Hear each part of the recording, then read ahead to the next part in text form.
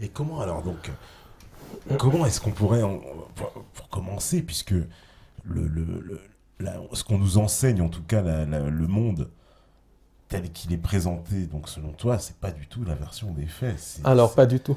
Il y a un problème déjà à la base du Alors, film. on pourrait partir vraiment depuis le début, en Ouais. fait. Donc, je simplifie. Il y a une entité qui s'est détachée de la source et qui a voulu créer son propre univers, non pas pour que ces créatures expriment toute leur diversité, non pas pour que ces créatures expriment tout leur potentiel, toute leur puissance, toute leur beauté, tout leur amour, mais elle a voulu créer pour pouvoir être vénérée, autrement dit, pour pouvoir prendre l'énergie des autres. Et cette créature, à partir du moment où elle a voulu aller contre la création de la source, elle a perdu sa connexion divine, elle a perdu son âme, et cette créature a perdu sa capacité de créer. Donc, elle a commencé à imiter. Et en fait, ce qu'elle a imité, ce qu'elle a engendré, parce qu'on ne peut pas dire créer, c'est une très mauvaise copie de la création divine que les gnostiques appellent le monde matériel, qu'on peut appeler l'univers, le multivers physique. Et cette créature, on peut l'appeler Lucifer, Satan, le démiurge, c'est la même chose. Alors, cette créature, l'imitation de la création qu'elle a fait, c'est ce qu'on appelle l'enfer en termes judéo-chrétiens. C'est ce que les scientifiques appellent les interunivers, par exemple. Ils l'ont demandé, ils ont consenti. Ou bien le consentement peut se faire de manière indirecte, c'est-à-dire que ceux qui dirigent, qui sont reliés donc à ce démiurge, ce que je vais appeler les Illuminati, c'est une question de commodité en fait. C'est des humains qui ont plus de gènes extraterrestres que les autres humains. Et ben ils vont présenter leur plan par le cinéma, par certains clips de musique et tout ça. Ils présentent tout leur plan et dans ce cas-là, les gens disent bah, c'est du cinéma, ça n'existe pas, donc qui ne dit rien consent. Par exemple, le 11 septembre a été présenté dans de nombreux films longtemps avant que ça ait eu lieu.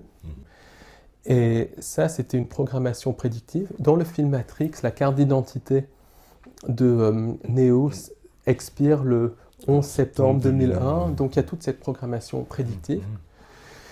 Et globalement, ce qui s'est passé, donc on en revient au début de l'humanité.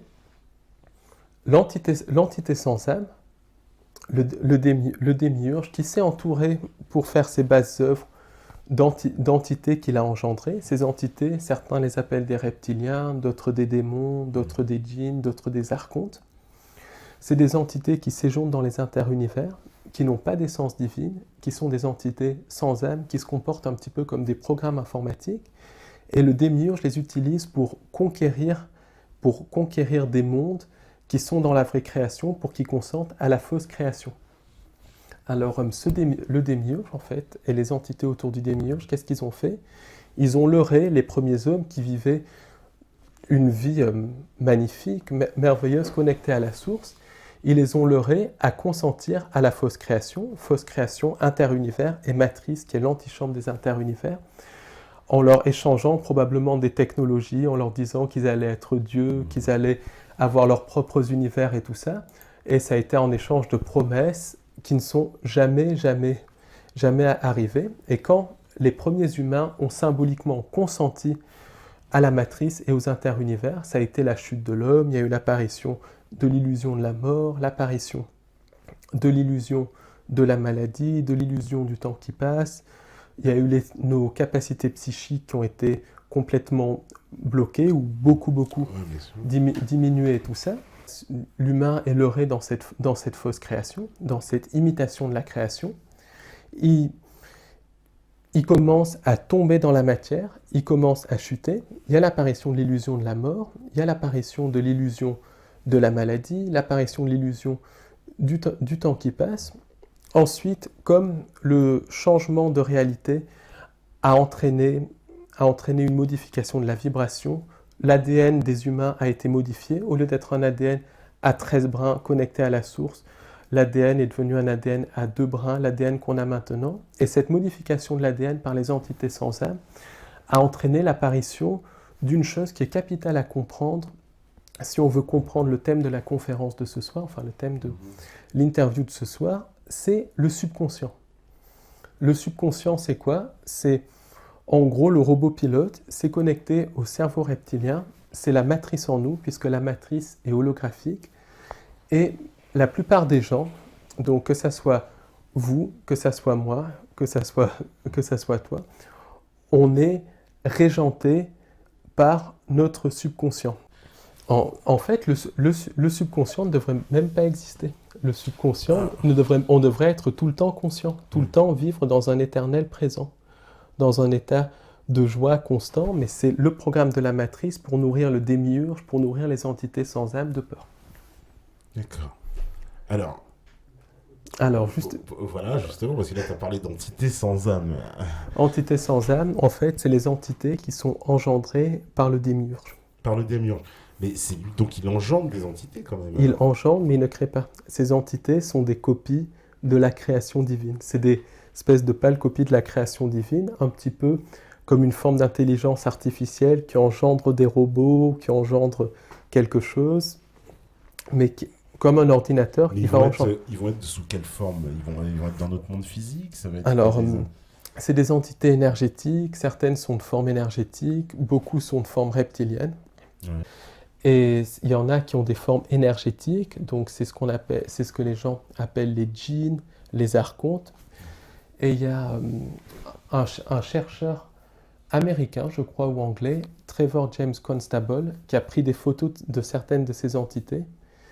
Et ces entités se présentent comme des boules d'énergie qui peuvent changer de forme de temps en temps. D'accord. Alors, il y en a qui ressemblent donc à des reptiles, hein, Exactement. Reptiliens. Et est-ce qu'on peut, on les met directement en rapport avec les théories de Zecharia Sitchin et des Sumériens, les Anunnaki, etc. Globalement, c'est ça. En fait, ce qui s'est passé, c'est que il y a eu donc la modification énergétique quand on a consenti à la vraie création. Et ces reptiliens ont modifié notre ADN pour créer le subconscient, pour créer le cerveau reptilien, pour qu'on puisse être programmé plus facilement. Oui, voilà, donc ça corrobore alors les écrits de Zecharia et Zecharia Sitchin. Les écrits aussi donc de certains Sumériens. Alors non seulement les Sumériens, mais toutes les mythologies du monde. Par exemple, les Aztèques, les Incas parlaient de serpents à plumes, de dieux reptiliens. Les Sud-Africains, les Sud-Africains parlaient des Chitauri, les dieux reptiliens descendus du ciel. Il y a eu des tribus qui ont été découvertes dans les années 90 en Papouasie-Nouvelle-Guinée. Ouais. Elles parlaient de dieux reptiliens, donc c'est une constante qu'on retrouve partout. Le serpent dans la Bible, les mythes amérindiens aussi, d'Indiens d'Amérique du Nord qui parlaient de reptiliens, les mythes nordiques, scandinaves qui parlent de dragons, les mythes chinois qui parlent de dragons, les mythes japonais. Dans le dragon, il faut voir un mythe reptilien aussi. Exactement. C'est pas... ça dépend desquels. Disons que c'est des entités à qui des offrandes doivent être faites. D'accord. Des offrandes doivent être faites, des offrandes de sang, des offrandes de sacrifice pour les apaiser. C'est pour ça qu'en Orient on fait des fêtes donc, du dragon. Exactement. La fête du dragon, on fait des offrandes. C'est des offrandes, bon, bien sûr, il y a au moins ouvertement, je dis bien ouvertement, il n'y a plus le sacrifice humain parce que ça existe encore dans les sociétés secrètes, au sommet de certaines sociétés secrètes, chez les Illuminati, chez certains puissants, c'est une constante, le sacrifice humain qui a encore lieu, ça fait partie des réseaux sataniques, du contrôle mental, mais pour les masses, il y a des offrandes qui sont données, c'est des rituels symboliques en fait, où l'énergie psychique est offerte à ces entités. Ils se nourrissent de notre énergie. Ils se nourrissent de nos énergies de peur. Énergies de peur. Des énergies de basse vibration, essentiellement les énergies liées à la peur. C'est pour ça en fait, le but du contrôle mental, c'est de créer une société fondée sur la peur pour qu'ils puissent se nourrir de plus en plus facilement de nous. Parce que le but de ces entités, c'est de faire fusionner la Terre avec les interunivers. Ah oui? Et c'est quoi le but, c'est de prendre nos âmes. De prendre les âmes de toute la Terre? Le but de phagocyter les âmes des humains pour que ces entités sans âme, pour que le démiurge puisse se perpétuer. Pourquoi ? Parce que s'ils ne se nourrissent pas d'énergie psychique, s'ils ne se nourrissent pas d'âme, comme ils n'ont plus de connexion divine, ce sont des entités qui sont finies. Donc elles s'épuisent. Donc c'est des parasites cosmiques qui vont de planète en planète, de dimension en dimension, et qui essayent de prendre les âmes de créatures reliées à Dieu. Fini, c'est quoi? C'est toutes les âmes de la Terre? C'est-à-dire, c'est quoi? C'est tous Ils les essayent âmes? de prendre les âmes de tout le monde. Les âmes de tout le monde. Exactement. Et est-ce qu'on peut dire que les religions les combattent? Alors, ces gens-là, Non, non. malheureusement. Alors, voilà, les religions... Bon, bah, tu vas te faire plein d'amis, vas-y, je le sens. Donc, les religions ne combattent pas ces entités-là. Les religions ne combattent pas ces entités-là. Alors, quand je parle de religion, je ne parle pas de personnes religieuses. Simplement, le sommet de la hiérarchie religieuse est complètement corrompu. Par exemple, au sommet de l'Église catholique, le sommet des sociétés secrètes de l'Église catholique, comme les jésuites, l'Opus Dei, l'Ordre de Malte, ils savent très très bien que la religion est basée sur la vénération de ces entités sans âme, du démiurge, des entités reptiliennes. Par exemple, on voit dans la Bible, Jéhovah, Yahvé, c'est pas un dieu d'amour, c'est un dieu au contraire de mort qui tue ses ennemis et tout ça. Oui, il est un peu guerrier. Quand on voit les psaumes, tu massacreras tes ennemis et tout ça, c'est pas un dieu d'amour. Puis même, il est un peu, j'ai envie de dire, Gislard, parce qu'il dit il donne des conseils. Alors, je sais plus c'est qui, je sais plus si c'est Jacob qui va chez le roi Hiram et il lui dit, tu lui dis pas que c'est ta femme, comme ça il va la draguer, et puis après tu pourras lui demander. Et il demande à Abraham de sacrifier son fils et tout ça. Ouais. Alors, ce qu'il faut savoir, c'est que Jéhovah, c'est le démiurge. Alors, le démiurge a deux faces.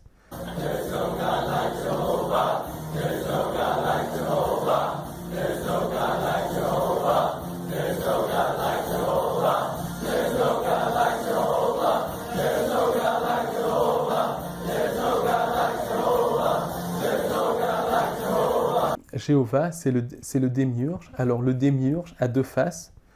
Alors, puisque c'est le monde de la dualité. Alors, une face, fausse lumière, c'est Lucifer, c'est tout ce qui est le New Age, le faux bien, tout ce qui est l'arrogance aussi, et tout ça. Et une face, carrément, le mal, une face satanique, c'est les réseaux sataniques, c'est le sacrifice humain, c'est ce qui est perpétué par une grande part de nos élites et tout ça. Et puis il y a une troisième face qui est proche du satanisme, c'est la face arimanienne. Ariman, le dieu de l'argent, le dieu du matériel, que beaucoup de gens vénèrent de plus en plus. Oui, c'est vrai. Ça, voilà. Oui, le dieu de l'argent. Mais c'est parce que là, moi, ce que j'ai du mal à comprendre, c'est est-ce que ces entités-là, donc ces entités reptiliennes, elles sont à la fois, parce que c'est dans ce que tu me dis, à la fois j'ai un sentiment, tu me dis qu'elles sont dans quelque chose d'interdimensionnel, quelque chose qui ne serait pas de notre dimension, et à la fois elles interviennent et elles agissent dans le physique, dans notre monde. Alors, justement, on y vient. Ça, je vais y venir parce que dans l'ésotérisme, ce qu'il faut savoir, pour tous tes auditeurs, pour tous les gens qui s'intéressent vraiment à ça, c'est qu'il n'y a rien de compliqué. Quand les choses sont compliquées, c'est jamais bon. C'est complexe, mais pas compliqué. Quand on voit le problème, c'est relativement simple. Le but de ces entités, on va les appeler reptiliennes pour faire beaucoup plus simple, sinon après on va se perdre. Le but de ces entités reptiliennes, c'est de nous faire consentir aux interunivers pour à terme avoir notre âme. Alors on va voir qu'il y a des solutions pour sortir de là et tout. Rien n'est perdu pour l'humanité, heureusement, sinon je ne serais pas en train de faire cette interview, je serais en train de dormir. Donc je te rassure. Et ce qui se passe en fait, c'est que pour nous faire consentir aux interunivers, il y a toujours cette règle du consentement. Donc elles doivent nous faire consentir en premier lieu à une version édulcorée des interunivers. C'est ce que j'appelle la matrice. C'est le monde physique actuel. Mais la matrice va vibrer un petit peu plus haut que les interunivers à proprement parler. Et donc les entités reptiliennes ne vont pas pouvoir rester dans notre monde, dans la matrice, dans le monde physique pendant de très longues périodes de temps, parce que la vibration est incompatible avec elle, puisqu'elle vibre très bas et le monde physique vibre un petit peu plus haut. Donc pour cela, elles vont créer des hybrides, c'est-à-dire des humains qui ont plus de gènes reptiliens que les autres humains. En Suiza de Club Bilderberg, considerado por muchos como un ente que gobierna en secreto el mundo, ni más ni menos. Por supuesto, nosotros en Venezuela seguimos nuestro camino, no entramos a ese club, porque somos humanos. Y los fascistas no son humanos, tienen forma humana, pero no son humanos. Yo creo que una serpiente es más humana que un fascista. Y los fascistas no son humanos, tienen forma humana. Ese respeto, por una razón además. Por supuesto, por supuesto. Bien. ¿Por qué no te callas? Por favor, no hagamos. ¿Cómo quiere que el mundo recuerde a Hugo Chávez? Dos palabras, dos que son un hombre. Un hombre, lo que soy, eso sí, hombre humano, pues. Hombre humano, porque hay seres humanos que no tienen forma humana, pero no son, yo soy un humano. Et ces hybrides étaient à l'origine les familles régnantes de l'Antiquité, les familles de la noblesse européenne, de la noblesse asiatique, de la noblesse inca. D'ailleurs, les rois d'Angleterre disent carrément avoir le droit de régner par divinité. Ça existe même de nos jours, la reine tient son pouvoir de Dieu. Il y a aussi l'ordre du dragon qui a été fondé en 1400 et quelques par le prince Sigismund. Le prince Sigismund, c'était un prince d'Europe de l'Est qui qui descendait des dragons, donc ça lui donnait le droit de régner sur le reste de l'humanité, que les autres humains étaient des espèces de sous-races. C'est bien sympathique, ces gens. Les empereurs chinois et japonais disaient descendre du dragon. L'empereur japonais est encore considéré comme un dieu sur Terre. C'est ce qu'il faut savoir. Les rois incas étaient considérés comme descendants du serpent à plumes. Les Aztèques, c'était pareil. Les chefs vikings descendaient du dragon. D'ailleurs, les bateaux vikings, le drakkar, fait référence au dragon.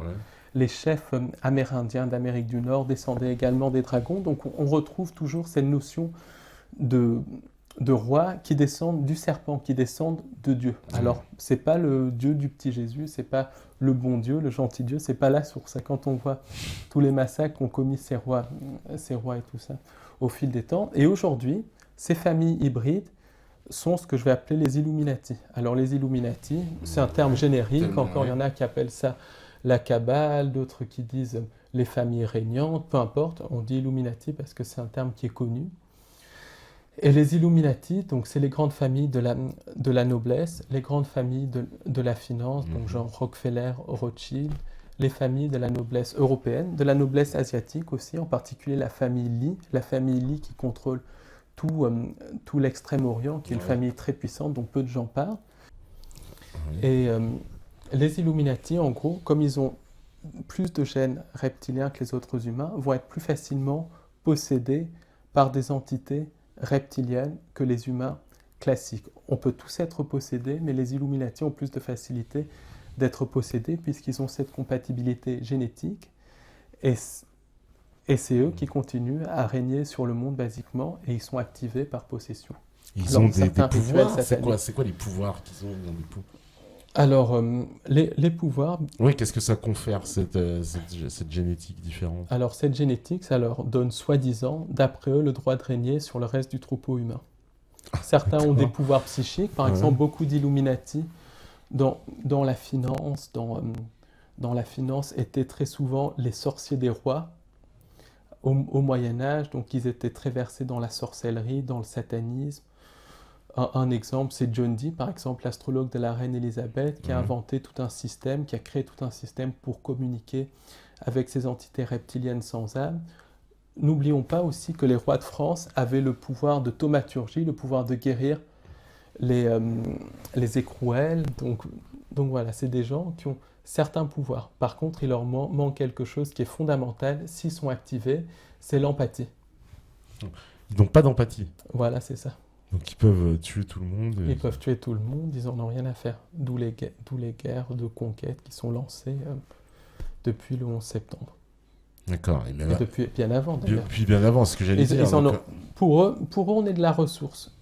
Ils nous utilisent comme ressource et comme pile énergétique, comme source d'énergie, tout simplement. Moi, j'ai une question, c'est que si je me fie à ce scénario-là, on va dire, à un moment donné dans l'histoire, il y a eu un grand coup d'accélération vers les technologies, et on va dire à grands pas vers le modernisme à partir du 19e siècle. Est-ce que eux, ils ont un rapport avec Oui, cet élan? complètement, complètement. Parce qu'à la base, on n'a pas besoin de technologie. Quand on est dans la vraie création, on n'a pas besoin de technologie. Et le but de ces entités, c'est de nous faire consentir à un gouvernement mondial pour créer une société uniforme, parce qu'on manipule plus facilement une société uniforme qu'une société diverse. Ils détestent la diversité, où chacun exprime sa propre opinion. C'est ce qui fait la beauté de l'humain, d'ailleurs. Tu es différent de moi, je suis différent de toi. C'est ce qui fait la force, la beauté de l'humanité. Donc ils veulent uniformiser tout le monde, créer un nouvel ordre mondial, créer une religion mondiale basée sur un sauveur externe. Pourquoi le sauveur externe?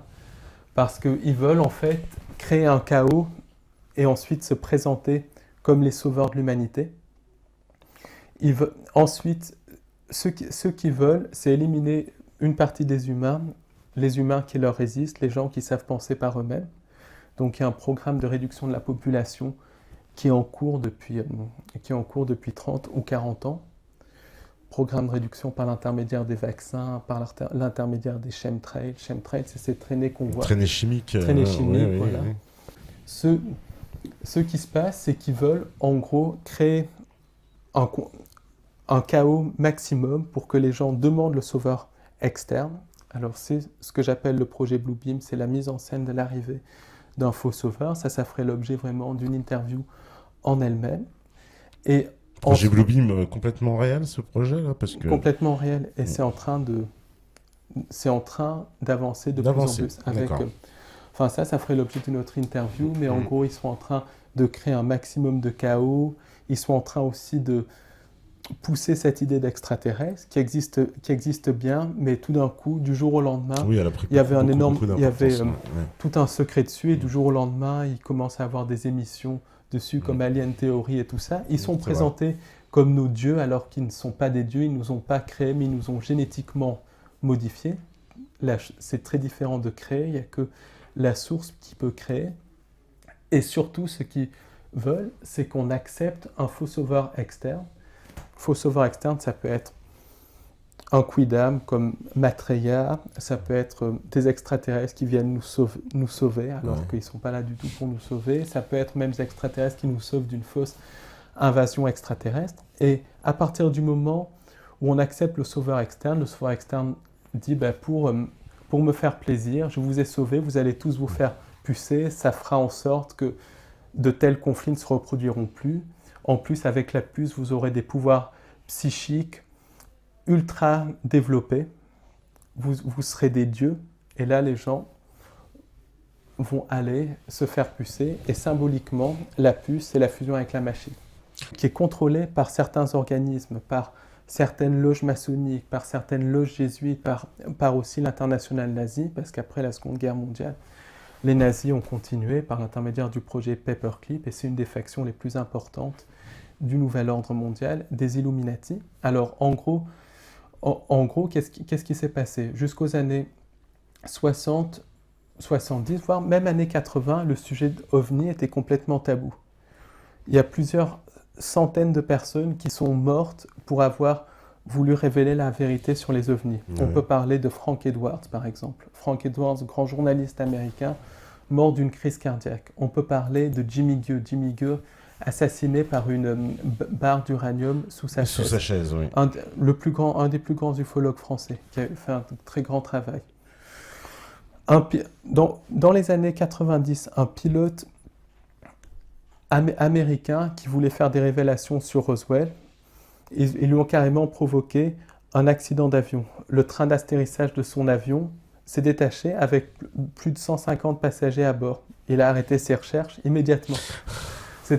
Donc, beaucoup de gens étaient tués. Et puis tout d'un coup, dans les années 90, années 2000, des émissions de télévision commencent à parler de ce phénomène extraterrestre. Il y a une ouverture. Simplement, on peut penser que l'ouverture vient des ufologues qui font un travail remarquable pour essayer de faire sortir la vérité. Il y a un petit peu de ça, mais une ouverture, c'est jamais gratuit avec les Illuminati. Donc c'est quoi? Et C'est habituer les gens? c'est accoutumer les gens à la présence extraterrestre. Mais il faut bien voir comment les extraterrestres sont présentés, de 3 façons différentes. Où ils sont présentés comme nos dieux, comme c'est le cas dans Alien Theory, c'est-à-dire nos créateurs, alors que ce ne sont pas nos créateurs. Où ils sont présentés comme des envahisseurs dans les films comme Independence Day, la guerre des mondes, Independenza, alors qu'il n'y a pas d'invasion extraterrestre à attendre, puisque les entités non humaines, on ne peut même pas parler d'extraterrestres, mais d'entités non humaines, sont ici depuis des millénaires et des millénaires, que c'est elles qui nous ont génétiquement modifiés, que c'est elles qui nous contrôlent. Et il y a un autre genre de film où ils sont présentés comme les bons, les gentils, comme les sauveurs, genre le film comme E.T., Après, il y a d'autres ufologues comme le Dr. Greer et tout ça qui disent tout ce qui est mauvais est humain, tout ce qui est bon est teuté, tout est beau, tout est rose, les extraterrestres vont venir nous sauver, tralala, dormez, dormez, dormez. Alors ça, il y a vraiment une envie d'accoutumer les gens, à la fois de les préparer à une fausse invasion extraterrestre et à un faux sauveur extraterrestre. Donc, on en vient justement à l'autre grand contrôle mental de la société, les 3 grands contrôles mentaux de la société. Eh ben, c'est l'éducation, la science et la religion. Alors, beau programme, ouais. déjà la religion. Alors, basiquement, toutes les religions, quelles qu'elles soient, sont basées sur la religion babylonienne. La religion babylonienne, c'était basé sur quoi? C'était basé sur le culte solaire, le culte de Saturne, Saturne qui est pour diverses raisons associé à Satan, associé au diable, le culte des entités reptiliennes. Nous accusez d'être saturnistes, c'est pour ça que ça me fait penser. Le culte des entités sans âme aussi, culte des entités reptiliennes, culte des entités sans âme, culte de Sirius. Donc Sirius est associé avec les entités sans âme. Est-ce qu'ils viennent de Sirius? Est-ce qu'il y a une connexion avec Sirius? Toujours est-il que ces entités reptiliennes sont associées avec Sirius. On n'a qu'à voir ça dans la mythologie Dogon au Mali, donc l'étoile qu'on voit partout. Alors, surtout que les Dogons, petite précision, ils avaient découvert qu'il y avait une double Sirius, parce que Sirius c'est une étoile double en fait. Même 3 Sirius. Il y en a même 3. Ils avaient découvert qu'il y avait 3 étoiles, que c'était un système ternaire. Alors c'est quelque chose qu'on le sait depuis très peu de temps. Depuis une quarantaine ou une cinquantaine d'années. Bon, après, il y a le culte de la lune, le culte aussi du sacrifice humain, le culte du cannibalisme. On n'a qu'à voir dans la religion chrétienne, symboliquement, les croyants vont boire le sang du Christ, et manger l'hostie qui est le corps, manger ceci est mon corps, buvez ceci est mon sang. Ouais. Le culte de la mort, symboliquement encore dans la religion chrétienne, le Christ n'est jamais représenté comme étant vivant, alors que c'est le symbole de la vie, le symbole de Dieu, il est toujours représenté sur une croix. C'est la religion babylonienne, donc je ne vais pas rentrer là-dedans, mais simplement toutes les religions de tous les pays du monde, que ce soit les religions monothéistes ou polythéistes, que ce soit le christianisme, le judaïsme, l'islam, l'hindouisme, le bouddhisme, sont basés sur des versions édulcorées de la religion babylonienne. Pourquoi? Parce que dans sa forme la plus pure, la religion babylonienne, c'est une religion de mort, c'est une religion satanique, c'est une religion où le sacrifice humain était littéralement pratiqué, sacrifice humain qui est encore pratiqué au sommet de certaines sociétés secrètes, au sommet aussi, qui est très pratiqué dans le milieu politique, qui est pratiqué dans le milieu religieux. Et toutes les religions sont des versions édulcorées de la religion babylonienne pour pouvoir vendre ça au peuple, pour pouvoir manipuler le peuple. Alors édulcoré, ça veut dire, par exemple, dans la religion chrétienne, il n'y a pas le sacrifice humain, il y a l'hostie, il y a le prêtre qui va boire le sang du Christ, et c'est mélangé à des faits réels. Le Christ a vraiment existé, c'était quelqu'un qui avait compris les lois de la matrice, qui avait réussi à se reconnecter à la source, qui appliquait la doctrine de l'amour absolu, aimez-vous les uns les autres, et sa vie a été complètement déformée pour coller au culte solaire, pour pouvoir être vendu au peuple comme une religion en fait, comme une religion pour contrôler l'esprit des gens. Donc religion, mélange de religion babylonienne et de faits réels. Alors, religion, donc, c'est un contrôle mental très important.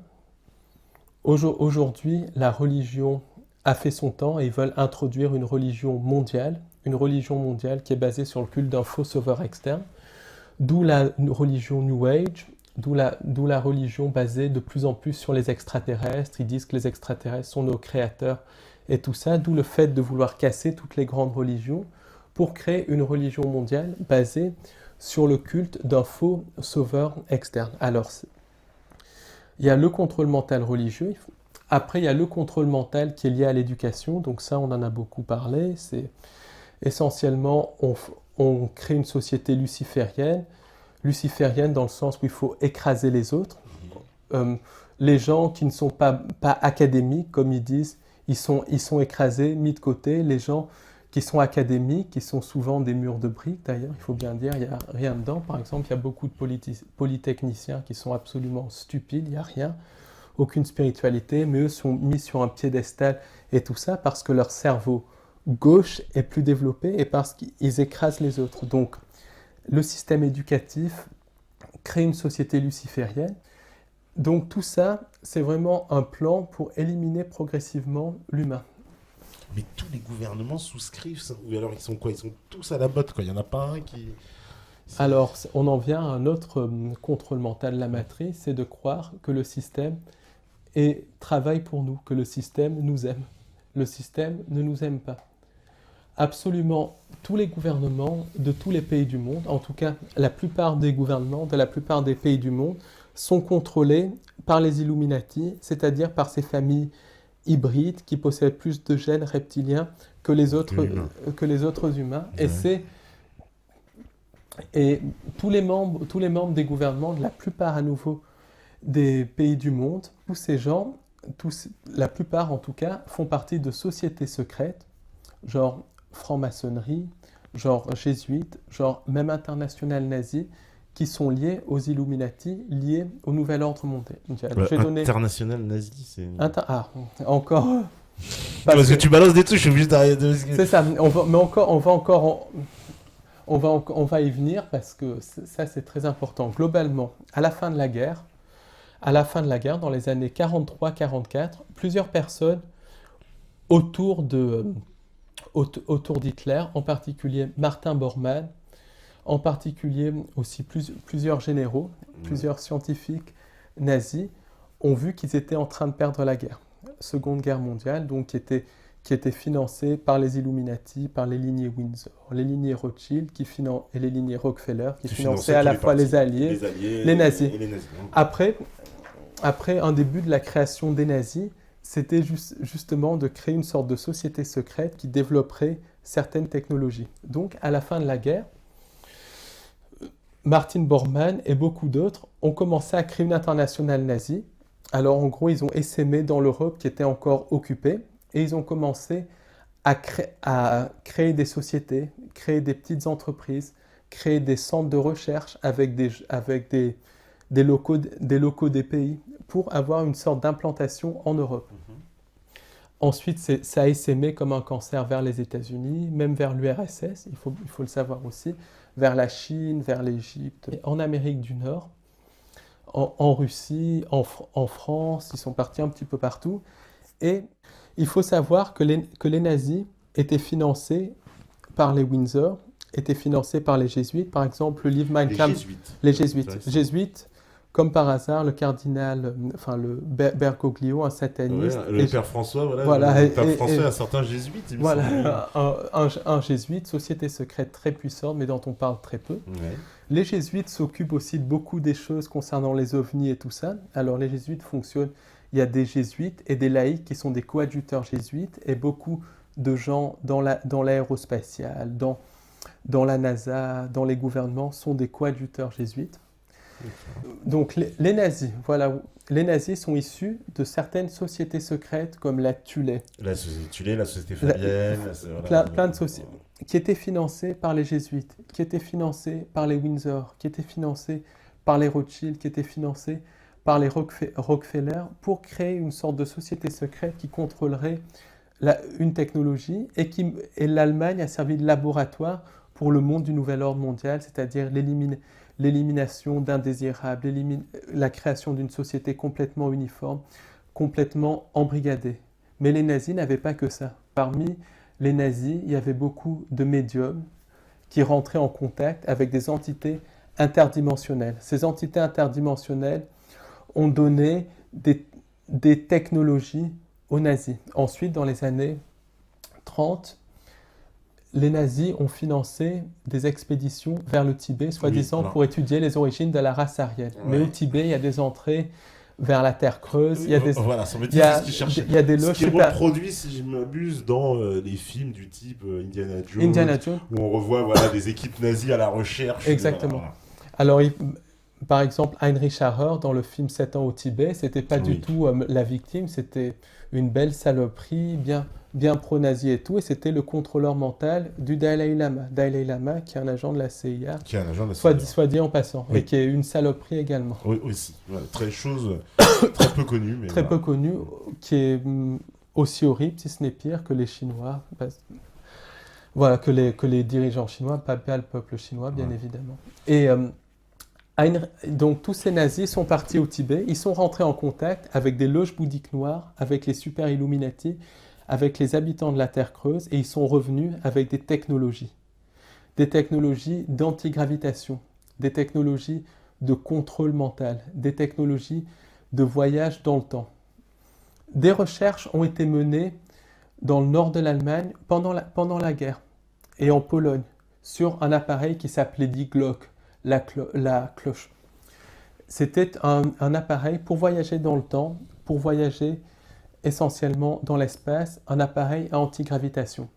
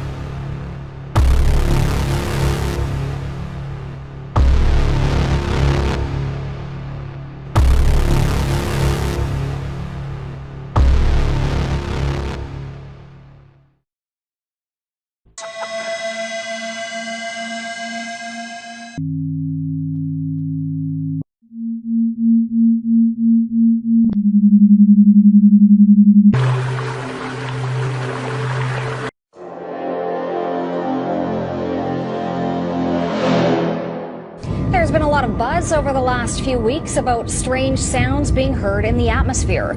People around the world and here at home have reported hearing some bizarre noises. Some strange noises heard around the world the last few weeks has people buzzing, especially on YouTube. Clips posted from Arizona to England and right next door in Manitoba, all showing folks alarmed by what sounds like a noise straight out of a science fiction flick. They've happened here and across the country.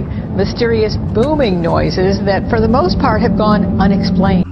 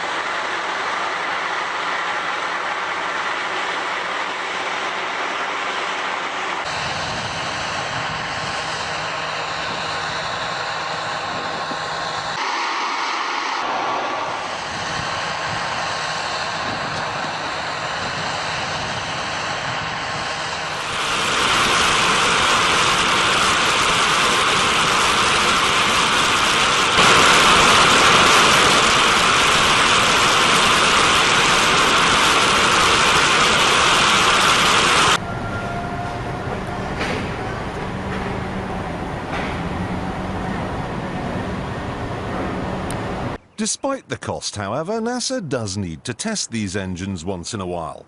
So they built this place in the wetlands of Mississippi.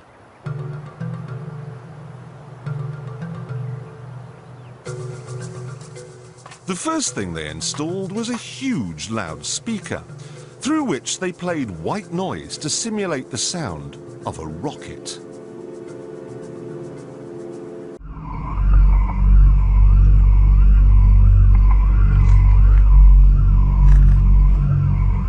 The first thing they installed was a huge loudspeaker, through which they played white noise to simulate the sound of a rocket.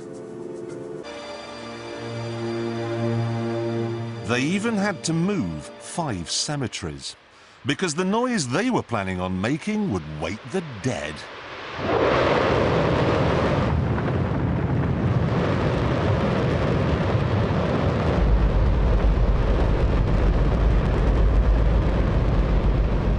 Don't worry if you can't hear what I'm saying. I couldn't even hear myself.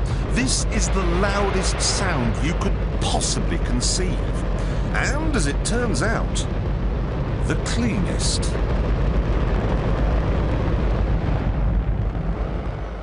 Now, the most amazing thing is that that cloud up there, which was generated by the engine, is just a mixture of hydrogen and oxygen. It's water vapor. And in about an hour's time, someone in Mississippi is going to get wet washing. It will actually rain.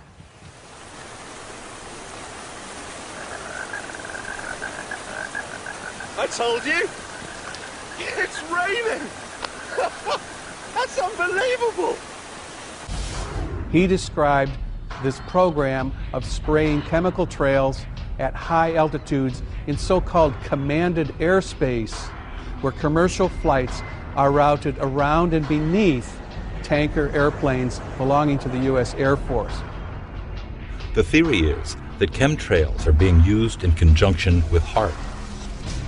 By spraying metal oxides into the air above enemy skies, then directing ELF waves from HAARP to heat those metal oxides, the temperature of the sky is raised to more than 100 degrees Fahrenheit, preventing the accumulation of water vapor that would otherwise form clouds and produce rainfall.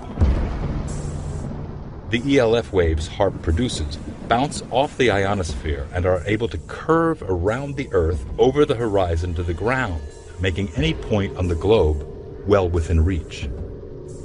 Ou HAARP, dirigé conjointement par l'armée de l'air et la marine des États-Unis. L'objectif de ce projet, des recherches en communication, mais pour nombre de scientifiques à travers le monde, dont le détenteur du brevet, ce programme a une autre capacité plus insidieuse. Une manipulation expérimentale de l'atmosphère dans le but de contrôler le climat.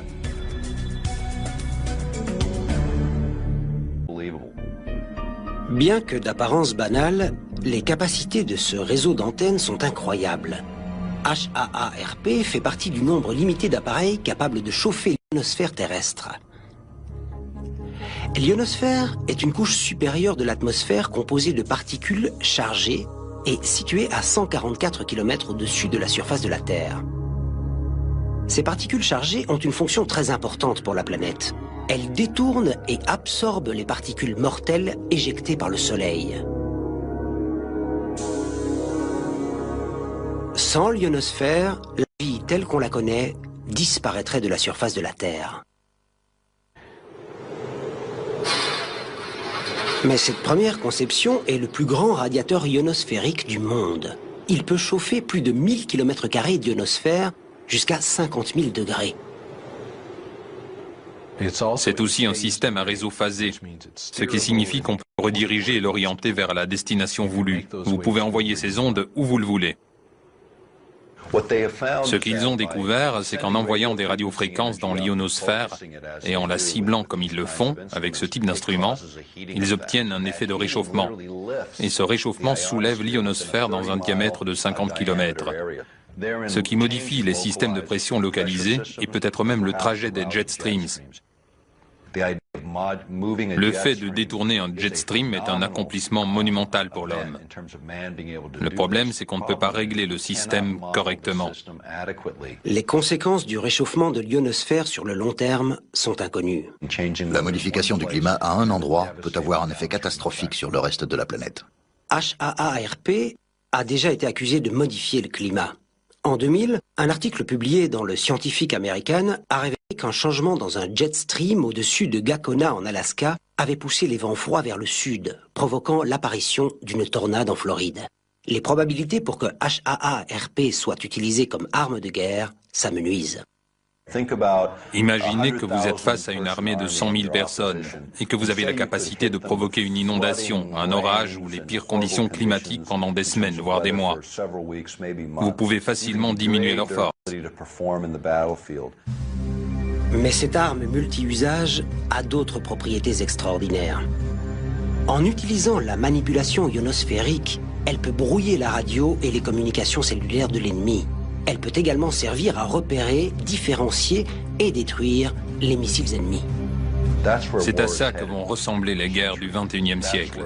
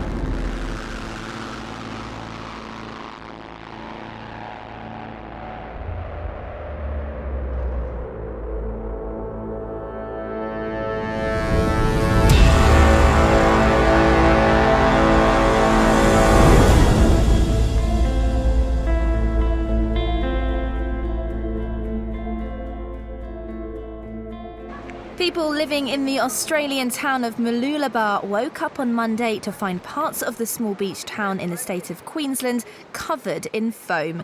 The rough weather whisked through the Sunshine Coast and whipped up foam from the ocean.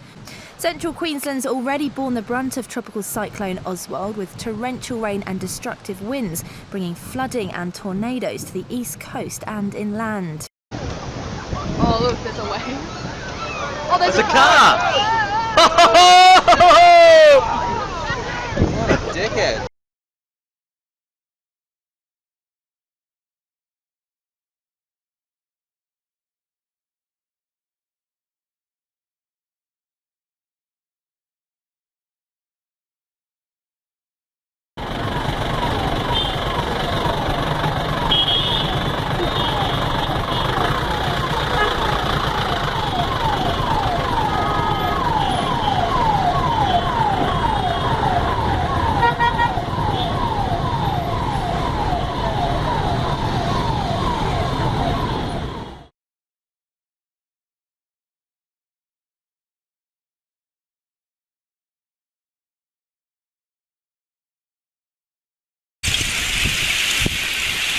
broke glass in these homes, smashing right through the walls. It just busted through a door over here! The ice was pushed ashore by strong winds. Now look at the terrifying wave from above. At times, it climbed to 3 feet deep. It's going right through their house! It's called an ice heave, and it happened in Manitoba, Canada this weekend too, where an incredible tsunami-like wave of ice destroyed a dozen two-story homes.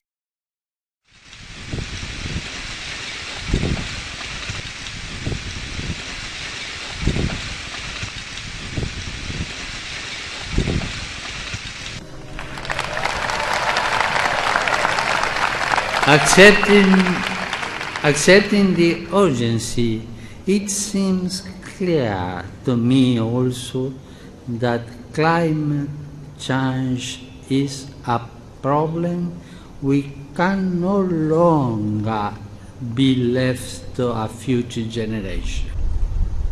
God bless America. Hidden Magnetic Portals Around Earth. Presented by Science at NASA. A favorite theme of science fiction is the portal, an extraordinary opening in space or time that connects travelers to distant realms. A good portal is a shortcut, a guide, a door into the unknown, if only they actually existed. It turns out that they do, sort of. And a NASA-funded researcher at the University of Iowa has figured out how to find them. X-points are where the crisscross takes place. The sudden joining of magnetic fields can propel jets of charged particles from the X-point, creating an electron diffusion region. To learn how to pinpoint these events, Scudder looked at data from a space probe that orbited Earth more than 10 years ago.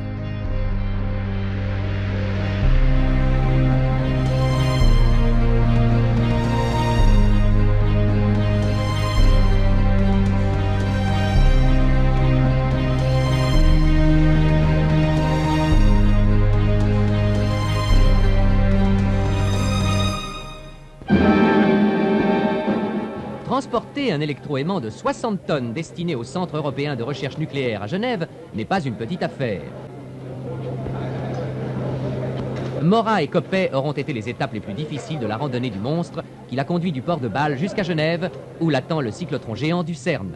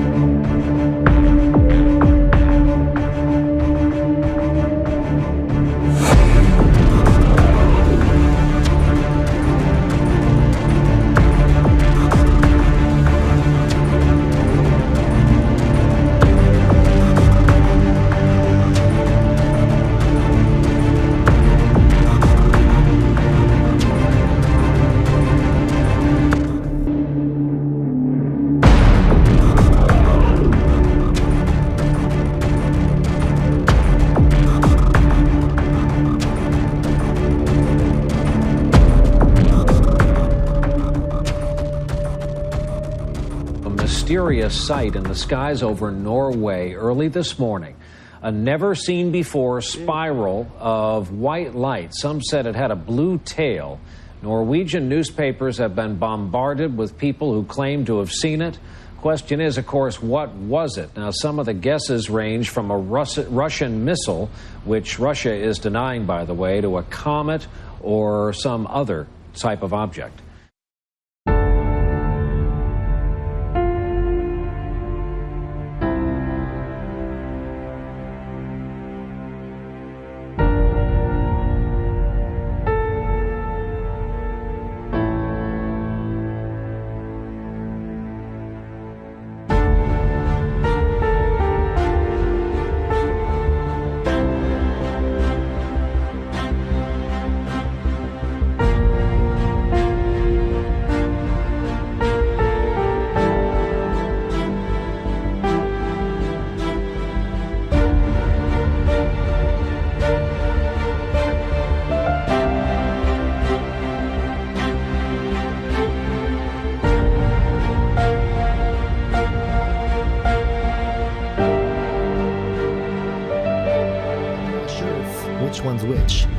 In either case, the pentaquark is where 5 quarks are tightly bound together, something called the Greater Ritual of the Pentagram. And if you look at this, it's in the Book of Magic, Book 4, and it begins with the Kabbalistic cross, which you start with the touch of the forehead, then the touch of the heart, right shoulder, left shoulder, and then clasp the hands upon the breast.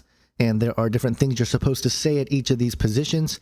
Then you face east, and you invoke the pentagram spirit, and you make the sign of a portal, and you make the invoking pentagram of air and vibrate, and there's this whole involved process with the whole ritual. Now, one last thing before I go here, the pentagram ritual, the pentagram consists of 5 elements: earth, air, water, fire, and spirit. And what I find interesting is that biblically, there is a prerogative from Colossians 2:8. Let me read for you 2:8 and then also 2:20.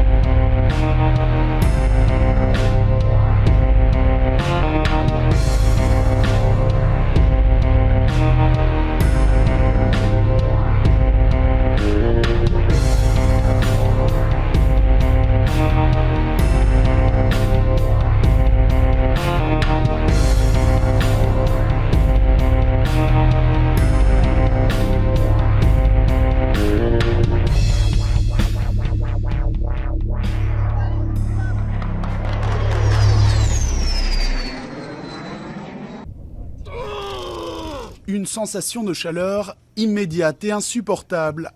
À 750 mètres de là, un opérateur vient d'émettre un puissant rayon électromagnétique. Invisible, inodore et totalement silencieux, il provoque à chaque fois une réaction identique. C'est comme ouvrir la porte d'un four et ressentir en même temps une sensation de piqûre du sternum jusqu'au cou. Et quand c'est arrivé au cou, instinctivement, je me suis écarté. Ce dispositif développé par l'armée américaine depuis 15 ans n'est encore qu'un prototype. Côté santé, l'armée assure que les ondes ne pénètrent pas la peau au-delà d'un demi-millimètre et que tout risque de surexposition est impossible.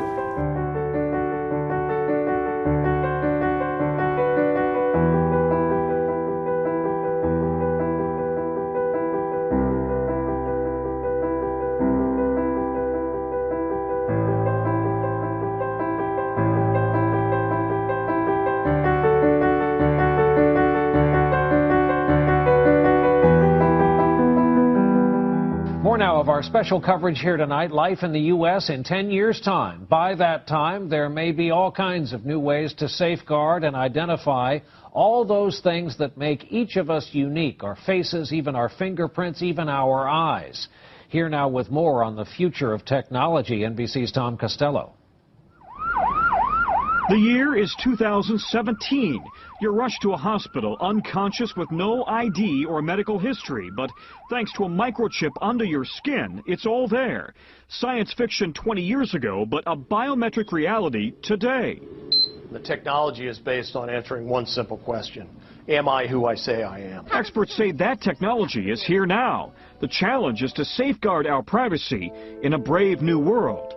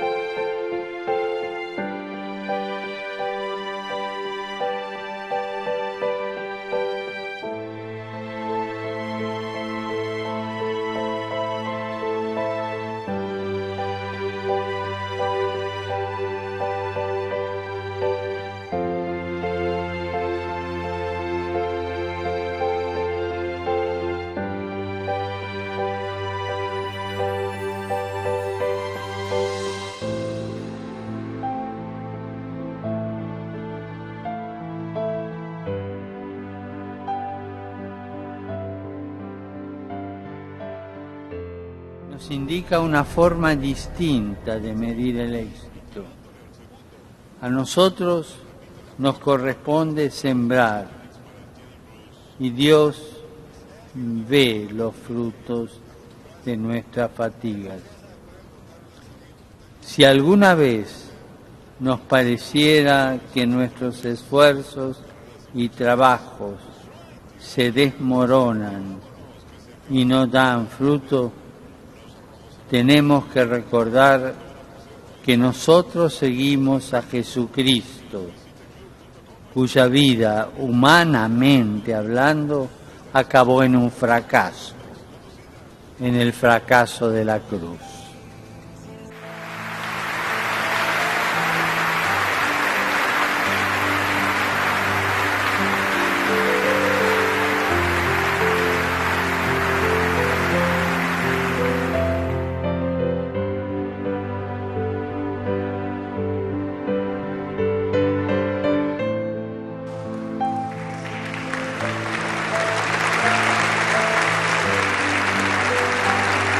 Para el seminario.